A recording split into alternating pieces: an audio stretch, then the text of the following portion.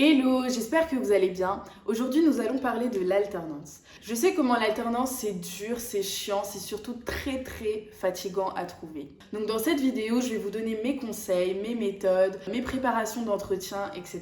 Donc sans plus tarder, entrons dans le vif du sujet.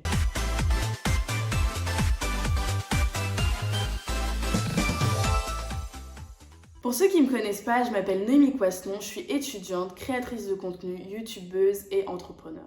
Donc à l'ESSEC, en troisième année, on a soit le choix de faire une alternance, de suivre la voie normale, ou alors de suivre l'IBA, ou alors de faire un format double diplôme. Et moi j'ai choisi l'alternance. Donc l'alternance à l'ESSEC, c'est un format de 28 mois, soit en format semestriel, soit en format hebdomadaire. En format semestriel, ça va être 6 mois en entreprise, 6 mois à l'ESSEC. En format hebdomadaire, ça va être 3 jours, donc lundi, mardi, mercredi en entreprise et 2 jours, jeudi, vendredi à l'ESSEC. En ce moment, les alternances sont très dures à trouver à cause de la pandémie.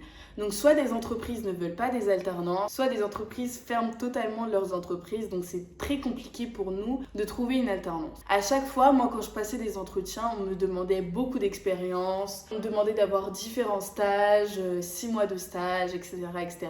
Ou alors on me demandait de montrer au moins 5 créations et c'était pas des trucs waouh que des entreprises voulaient. Donc moi j'ai mis 7 mois à trouver mon alternance. J'ai commencé mes recherches à ma rentrée, c'est-à-dire le 3 janvier 2022 et j'ai trouvé mon alternance le 7 juillet 2022. Donc maintenant, je vais vous donner tous mes conseils.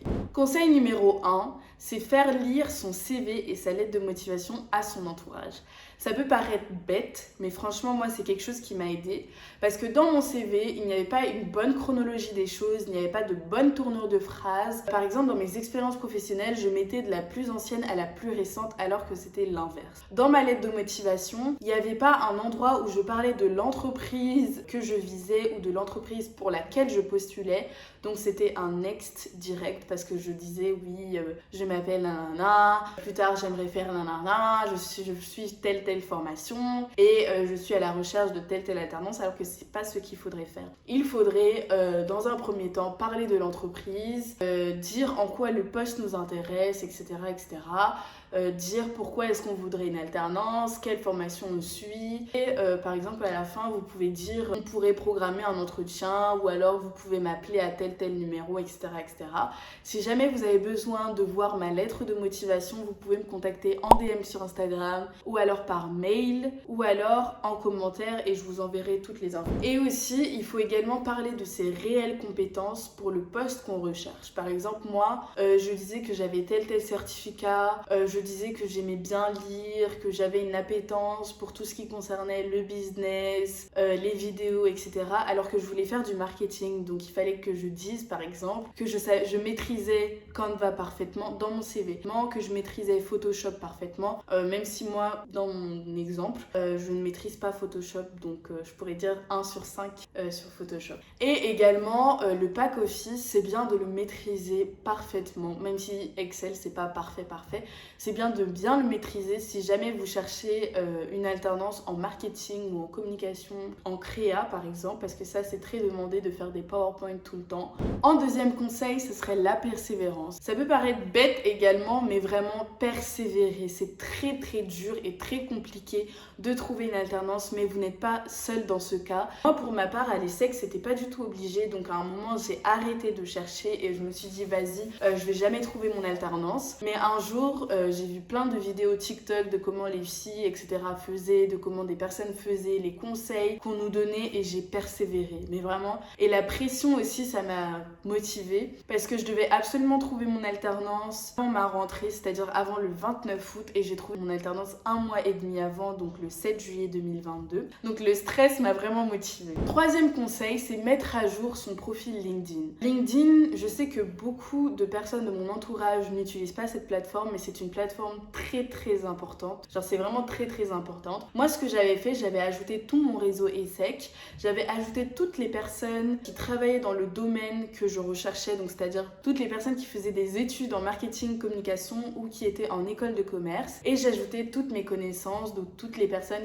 que je connaissais, qui étaient des cadres ou alors qui étaient étudiants comme moi, ou alors qui est directeur de je sais pas quelle société mais que je connaissais. Ça m'a vachement aidée parce que je n'ajoutais pas des personnes que je ne connaissais pas, enfin pas des personnes que je ne connaissais pas, mais des personnes qui n'étaient pas dans mon domaine direct, dans le domaine que je recherchais, parce que je trouvais ça très inutile. Et donc ce que j'ai fait 2 posts LinkedIn. J'ai fait un post LinkedIn pour dire que je recherchais une alternance avec mon CV détaillé, donc quelle durée, quel format, à partir de quelle date, à telle localisation. Et je l'ai refait 3 semaines pour que ça entre dans le fil d'actualité de toutes les personnes avec lesquelles j'étais connectée sur LinkedIn. J'ai eu 4000 vues, je crois 4500 vues, plus de 100 impressions. Et mon premier CV que j'avais posté, j'avais plus de 10 000 vues et plus de 300 impressions. Mais ça restait tout de même dans le fil d'actualité des personnes qui étaient connectées à moi, enfin à qui j'étais connectée. Le premier post que j'avais fait, je l'avais supprimé. Donc pour vous dire, LinkedIn, c'est vraiment très très important en tant qu'étudiant. À partir du moment où tu es étudiant, il faudrait avoir LinkedIn parce que ça te permet de te créer un réseau. Donc 4e conseil, je diversifiais les plateformes où je trouvais des offres d'emploi.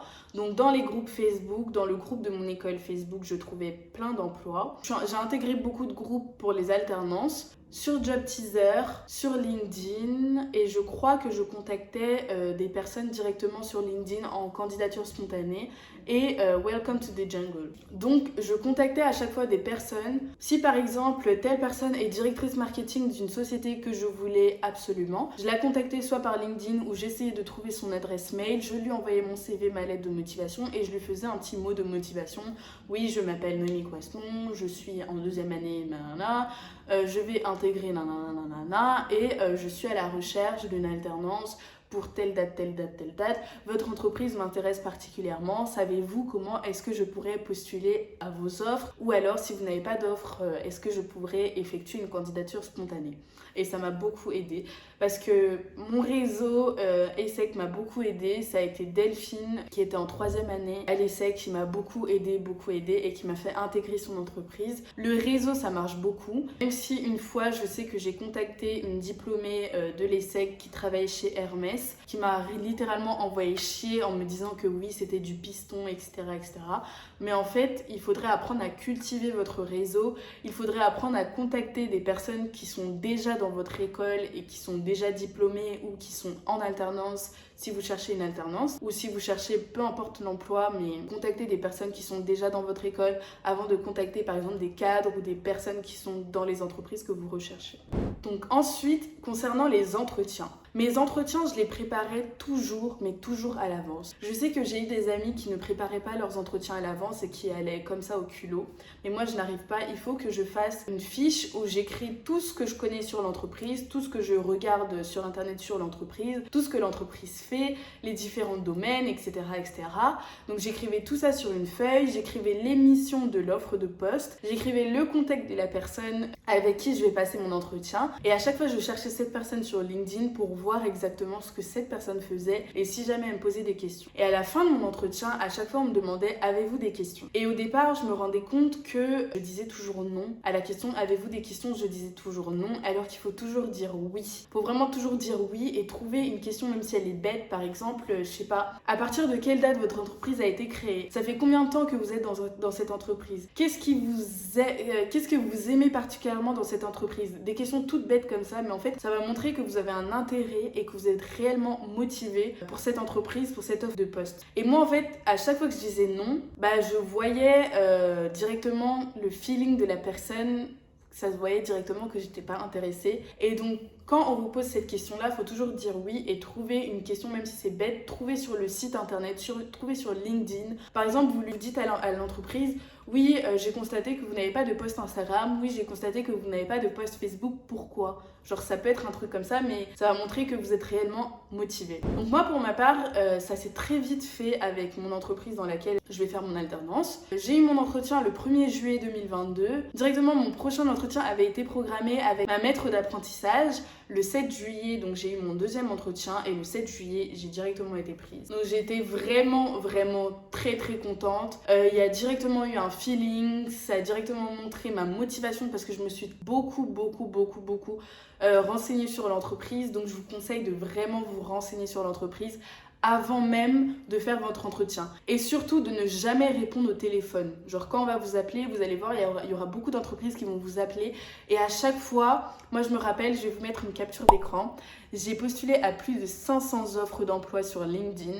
Et j'avais créé mon LinkedIn en première année, mais ça ne me servait pas du tout. Du coup, j'ai vraiment commencé à l'utiliser quand je cherchais mon alternance. Et j'avais plus de 500 offres d'emploi auxquelles j'avais postulé uniquement sur LinkedIn. Sur Job Teaser aussi, j'avais postulé sur Welcome to the Jungle, par mail et sur Facebook également. Et je peux vous dire que quand une entreprise vous appelle, après avoir postulé à plus de 500 offres d'emploi, vous ne savez même pas en fait quelle entreprise vous appelle, vous ne savez même pas quelle offre d'emploi c'est. Donc mon conseil, c'est soit de ne jamais répondre par téléphone ou soit de faire un fichier Excel où vous écrivez toutes les entreprises pour lesquelles vous avez postulé, l'offre d'emploi, les missions, etc. Et comme ça, vous aurez juste à taper l'entreprise quand l'entreprise va vous appeler. Comme ça, vous saurez directement qui c'est. Mon autre conseil, c'est de tenir un bon tableau Excel. Ça va vous permettre de lister, comme j'ai dit avant, toutes les entreprises pour lesquelles vous avez postulé. Donc le nom de la personne qui a fait l'offre d'emploi ou le nom de la personne avec qui vous aurez un entretien. Peut-être le LinkedIn, le lien du LinkedIn de la personne avec laquelle vous allez faire votre entretien. L'émission du poste, la localisation du poste, le téléphone portable de l'entreprise, quelle entreprise, dans quel domaine elle exerce. Plein de choses comme ça. Et ça va pour tout le monde. Pas uniquement si vous cherchez une alternance, un stage, un CDI, un CDD ou peu importe. Listez toujours vos offres d'emploi pour lesquelles vous avez postulé sur Excel. Ensuite, mon dernier conseil, ça va être de relancer à chaque fois les entreprises pour lesquelles vous avez postulé. Parce qu'elles reçoivent beaucoup de demandes. Et je peux vous dire que parfois elles oublient totalement ou elles vous répondent pas. Ou parfois t'en as qui vont quand même être bien gentils à vous envoyer un mail pour vous dire que vous avez été refusé, pour pas être là à attendre 1000 ans que l'entreprise vous réponde, etc. Donc c'est bien de relancer, donc de toujours garder le numéro de téléphone de la personne ou alors l'adresse mail ou alors le LinkedIn de la personne. Comme ça, dans votre tableau Excel, vous pourrez colorier la ligne par exemple en jaune et vous mettez l'état de votre candidature par exemple en attente. Si par exemple vous êtes refusé, vous mettez en rouge et vous mettez refusé, genre vous mettez une case état et vous mettez refusé. Si par exemple vous allez à un prochain entretien, vous mettez vert ou alors vous mettrez orange, prochain entretien. Et si vous êtes refusé, vous changez à chaque fois les couleurs. Et comme ça va vraiment vous aider à trouver votre alternance, à être organisé, à ne pas stresser. Ça va vous permettre d'être plus organisé dans vos recherches. Moi je sais qu'au début je faisais pas du tout ça et j'avais un carnet où je notais toutes les révisions de mon entretien. Donc je notais tout à l'intérieur. Mais en fait, je me perdais à chaque fois. Je ne savais pas si telle entreprise m'avait accepté, si telle entreprise m'avait refusé. Même si j'écrivais à chaque fois. Mais en fait, dans un tableau Excel, c'est beaucoup plus pratique. Vous pouvez faire un CTRL F et directement chercher à quelle entreprise vous avez postulé et plein de choses comme ça. Pour conclure, je suis très contente d'avoir trouvé mon alternance dans un grand groupe, dans un domaine que je recherchais. Donc c'est la cybersécurité, c'est tout ce qui concerne l'identité des personnes, mais dans le marketing, la communication.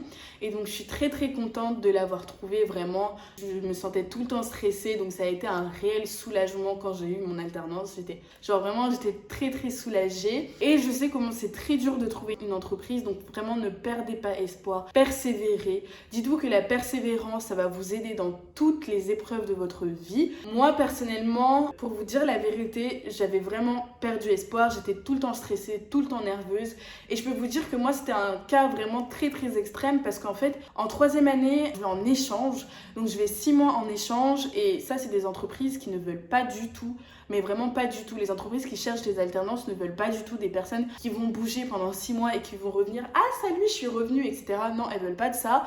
Et en plus de ça, le format 2 ans et demi, c'est vraiment pas très facile de trouver. Genre c'est très compliqué. Et franchement, Si votre format c'est par exemple un format 4 jours, 1 jour ou 3 semaines, 1 semaine et pendant 1 an, genre vraiment ne perdez pas espoir parce que beaucoup d'entreprises recherchent ces formats-là. À chaque fois que moi on me recalait, c'était principalement pour le format et on me disait toujours non, nous on préfère le 3 semaines, 1 semaine ou alors on préfère le 4 jours, 1 jour. Et franchement ne perdez vraiment pas espoir. Et si vraiment vous avez besoin de conseils ou que ce soit beaucoup plus personnalisé pour votre cas, vraiment venez me voir en DM, par mail ou sur Instagram ou là en commentaire, vous venez me voir et vraiment je répondrai à toutes vos questions de comment j'ai fait, etc. Je pourrais même vous trouver des fiches que j'avais fait, un tableau Excel que j'avais fait et franchement sur le tableau Excel, je sais que je ne l'avais pas utilisé longtemps, mais sur les fiches, franchement, ça vous aide. Vraiment, préparez vos entretiens. On se retrouve pour une prochaine vidéo. Donc, j'espère que vous aurez trouvé vos alternances, que vous avez trouvé vos alternances. À bientôt. Bisous.